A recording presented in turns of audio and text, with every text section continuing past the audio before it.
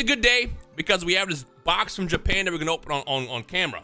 And I know what you're thinking, Rhyme, I already know what's inside it. I saw the title and thumbnail. I don't care. Well, you click the video and hopefully you'll sit through the entire video, I guess, to see what's inside. Just watch the video. You're already here. You already got to the point where you clicked the video, you were curious. Just hang out for a second. Now, last month while I was in Japan, I had the opportunity to submit to ARS, which is a graded company that's only exclusive to Japan. They're pretty sick. You know, in case you missed that video, here is my Magia that I graded with them last month. And all their slabs, they feel like trophy cards. You can see the grade is on the back. This should have been a 10, but it is what it is. But what's cool about this being on the back, I feel like because the grade's on the back, I don't really care. Now, I've bought some of these before in the past, like here's a Masquerina. Here's also my Appaloosa that I graded with them last month as well. And they also have the equivalent of a black label, which they call 10+. So this is essentially a black label that previously BGS said was not even a 10. That's because BGS sometimes does not grade cards. But I'm not here to throw shade. I'm just trying to be critical until the company does its job correctly. I've talked about that in the past. Anyways, point is, ARS, they look the best, hands down. Second best, of course, is BGS. Like I said, the only thing I hate about BGS right now is they're very archaic. They feel like they operated in 1995 still, and they have no pop report. It's crazy how I can submit a card and then there's no pop report. That's insane to me. Unless the card is super popular, in which case they'll pay attention. But initially, they don't put stuff in the pop report for whatever reason, and that's kind of annoying. But the slabs look great, and they're also very, very accurate when it comes down to grading the cards. However, sometimes they are too strict, and they will purposely gatekeep 10s. But it's a whole nother conversation for another day. And of course, we got the industry standard, PSA. They do everything right. Their grading company, their grading mechanics, steps is all great. You have a great app. Did I mention great? Their slabs look great, and they also grade their cards pretty well. So yeah, anyways, now that I got that out of the way. God, that was a tongue twister. By the way, it took me like 9 tries to get this intro right because I kept like stuttering and jumping over my words. It's late at night. I haven't eaten dinner yet. I'm trying to eat. We have ARS now. Now, the thing that sucks about ARS, there's always one issue. It's a Japanese company only, meaning if you live anywhere outside of Japan, you cannot grade with them. The only reason why I was able to do it is because my homie Casey, shout out to Casey, he lives there. So while I was visiting Japan in like day 1 of the trip, I gave him some cards to submit, and then Casey sent it in for me. Yeah, what is this? Oh, this is just paper. So yeah, I was able to do that. Now, last time I was there, essentially what I wanted to do, by the way, I did something crazy in this video. Ooh, I forgot you also get this. This is pretty sick. Something else I like about ARS that BGS and PSA don't do. So while I was there, I sent some raw cards and I sent some cards to cross over. Not like any other company, you're able to cross over any card you want. However, it can get risky because sometimes they have to crack the card out to make sure the grade's high enough. And if they can't tell through the slab, they have to crack it out, and it ends up being like not a card that's up to their par. The grade comes back lower. I went ahead and said, screw it. Here's some cards, here's some grades, 9.5, some 9s, some 10s. Just do your thing, and let's see what happens. But anyway, something else that's cool about ARS is they give you this, and we already got a spoiler. They gave you these actual like certificates, which are pretty sick. You can scan the QR code yourself and see what your stuff is. So first things first, similar to last time, there were some cards that they chose not to grade, and it's because I guess their slabs don't fit. And luckily, they didn't crack these out. That would have been quite embarrassing. Now, what I didn't understand is they didn't want to grade this one. They do grade White Schwartz cards, but for some reason, maybe they don't have the technology to crack this out. But I'll be honest with you, SGC, wow, tongue twister, has the worst slabs when it comes to quality. I can literally like pry this open myself with my fingers and just pop it out. So I'm surprised they chose not to do this.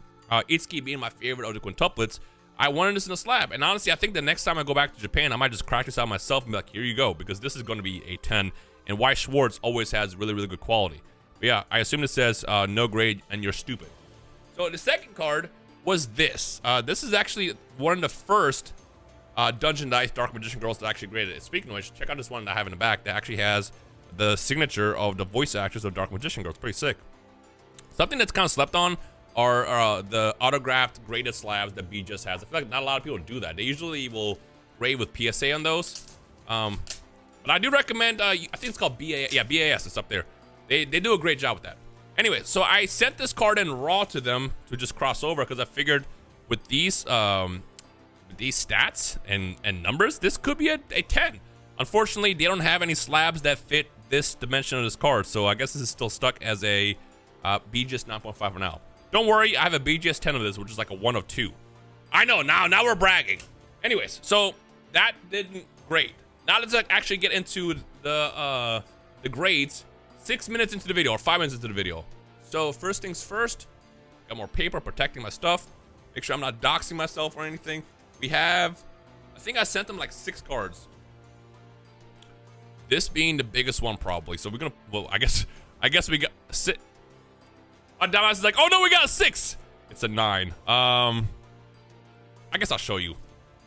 Bro, I have to do this. This was a BGS 9. The subgrades at the time was 10, 10, 8.5, and I think 9.5.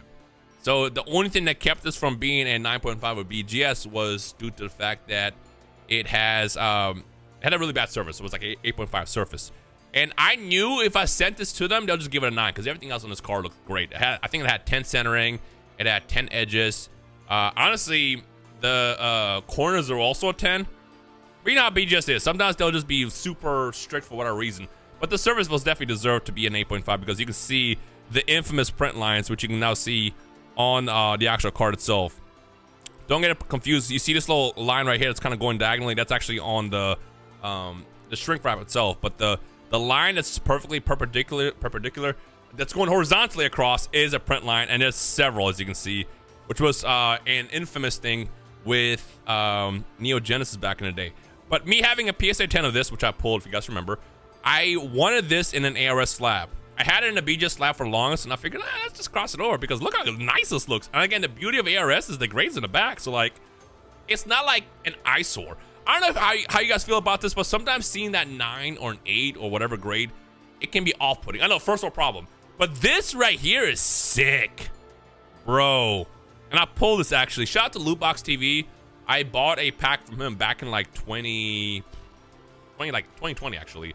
And of course, the pack I bought from him ended up having the Lugia. And there it is. I still have it to this day. You can hang out in the back. This is gonna be my new centerpiece in the background of this. All right, so next one, we have a 10. We got the Dark Magician Girl from Magnificent Mavens. That's sick. I'm hyped about this. It was a 9.5. That's what it was. It was a 9.5 from BGS. And if I remember correctly, the subgrades it had on it was 9.5, 10, 10, 9.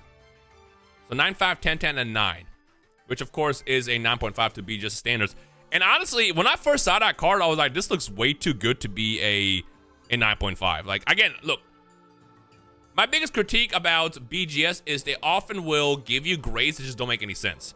And that was definitely one of those situations. But yeah, this is sick. And again, I love the hollow pattern on this. I think this is one of the best Dark Magician Girl cards ever released. And it's funny, the same batch of this.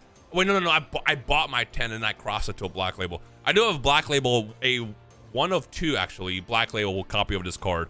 And no, it's not for trades, not for sale. I will never get rid of it. I just love the hollow pattern on the Pharaoh Rares. And I hope that when the QCR thing ends with Konami, they go back and explore more Pharaoh Rares because these are sick. It's got the rare factor.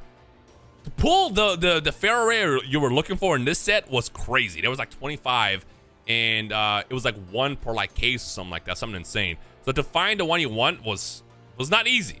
But yeah, this card is amazing. And we got the 10, not the 10 plus, but honestly, I feel like this could be a 10 plus. Maybe they were like, B just said 9, we'll give him a 10.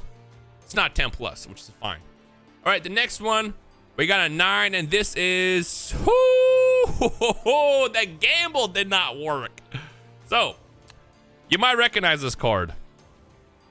3 years ago, I think it was like 500, 600 bucks on eBay. I bought a 9.5 unlimited Dark Magician Girl. It was 9.595.995, and I sent it to BGS to review one day, and they didn't bump it to 10, but for some reason they bumped it to a 9.5 quad. So it went from 9.595.959 to 9.595.9595. So I'm like, huh, if I send this to PSA, they'll give it a 10 because that rounds up. So I was like, you know what? I'd rather have this in a BGS or an ARS slab because look at this slab. Again, looks really, really nice. But looks like we lost the gamble. So upon inspection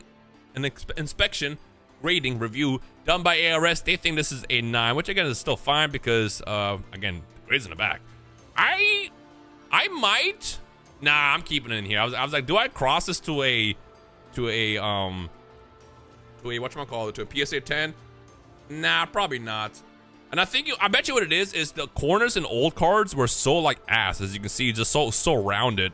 But if BGS said that was a 9.5 at the time, that says something. I mean, usually with Yu-Gi-Oh, the corners are way sharper, but old cards were a lot more rounded because the card quality was way worse.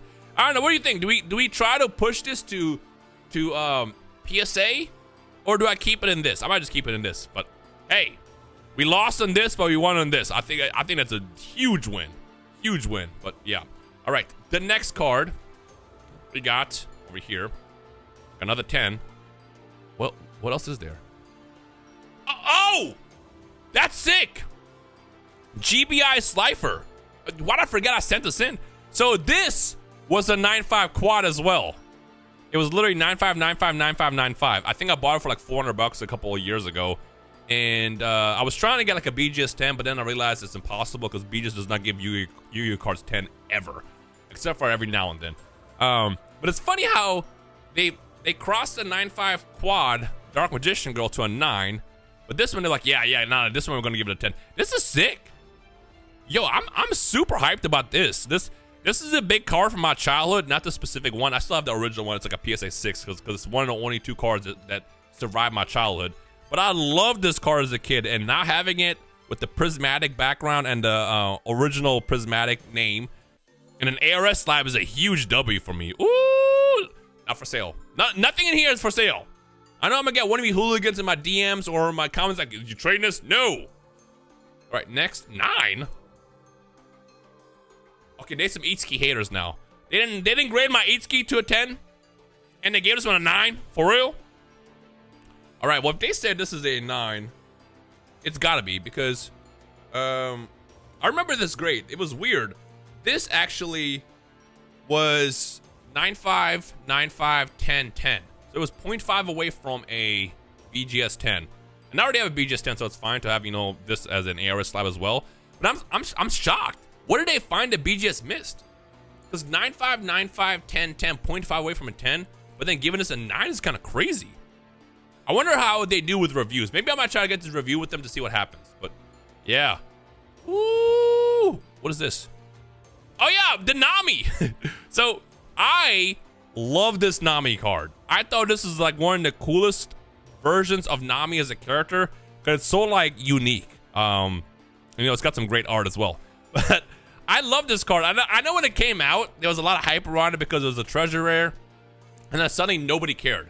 I remember I bought this specific card on eBay like a week before it came out, which is a big mistake because I paid a lot of money. Well, okay, to be fair, I bought it not crazy. Like the crazy prices initially were like $400, $500 for like the card raw. But then by the time this card came out, it was like $100. So I think I paid $200 for this card raw. I sent this to BGS, and BGS did what BGS does. They gave this a 9.5. It was like a 9.5. I think it was just 9.5 quad. So it was 9.5, 9.5, 10, 10. So 0.5 away from a 10. And then instead of getting it reviewed, I actually ended up getting a 10 for like way less. I think I paid like $150 for BGS 10, which goes to show you how much I overpaid for the raw copy. I think today this is like a $50 card or something like that. But anyways, I didn't want to crack it out and send it back in, so I figured, hey, why don't we just send this to ARS, because this in an ARS slab will be sick. And we got the 10. Again, this card was controversial because a lot of people are like, I don't like the art, it doesn't look like Nami. But again, I love when TCGs do this where they have like their own version of the art style of a card. You know, it's not the standard stuff you're usually used to. So honestly, this to me is fire. That was a W. I would say today is a huge win. We got this. This is probably my favorite one out of all of this. Again, I love. You see how much the card pops? Do I have a? I don't have one next to me.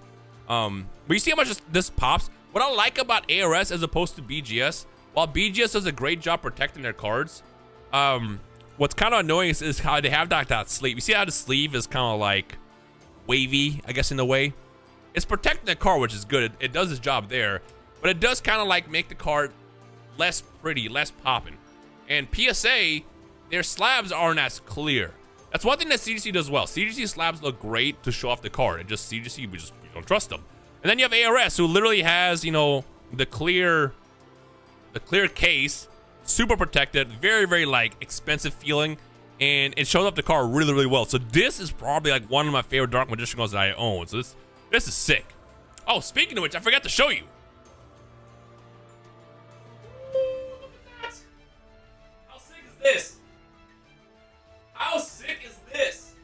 But yeah, speaking of Mama Dark Magician Girl or Magnificent Maven, I have a one-of-a-kind giant official Dark Magician Girl that I got from Konami from a thing that I did a while back. So that's pretty sick. So it actually just arrived a couple days ago. I am still waiting to get my frame for it. It's going to be framed up in the background next to my giant Ash Blossom that I won from the Invitational for Master Duel last year. I'm excited about that. So yeah, I would say I'm somewhat of a connoisseur when it comes to Dark Magician Girl cards. And speaking of which, have y'all seen that new one that they just announced in Inside Alliance? That card art looks sick. I need that. I might try to pull that in the Japanese set because that comes out in like 2 days actually. We'll see. We'll see. With that said though, that's it for today's video. If you want to see more ARS, let me know in the comments. I will see what I can do. I definitely want to crossover, but again, it's kind of complicated because if I want to submit more, I have to first send it to my friend, and then he has to send it to them, and then we wait through the waiting process, language barriers, and then maybe I can do this like once every couple months. But or maybe I'll just do a thing where every time I go to Japan, I'll just see if I can bring some cards and then get more graded. Here's the one I got from last time. I actually pulled his Diabell Star while I was in Japan, but it was a 9. But hey, you know what's cool? Grades in the back, so we don't even care. Yeah. Anyways, let me know your thoughts on everything. Stay tuned for more, and I guess I'll see you guys in the next video.